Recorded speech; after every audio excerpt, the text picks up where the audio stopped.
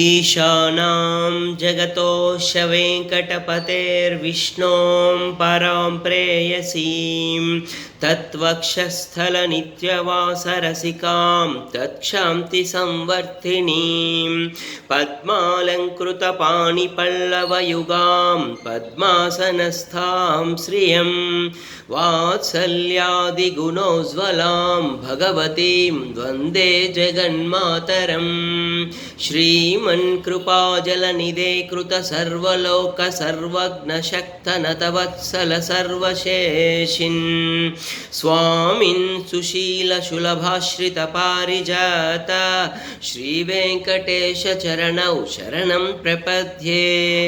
आनूपुरार्जितसुजातसुगन्धिपुष्पसौरभ्यसौरभकरौ समसन्निवेशौ सौम्यौ सदानुभवनेऽपि नवानुभाव्यौ श्रीवेङ्कटेशचरणौ शरणं प्रपद्ये सद्यो विकासि समुदित्वरसान्द्ररागसौरभ्यनिर्भरसरोरुहसाम्यवार्तां सम्यक्षु साहसपदेषु विलेखयन्तौ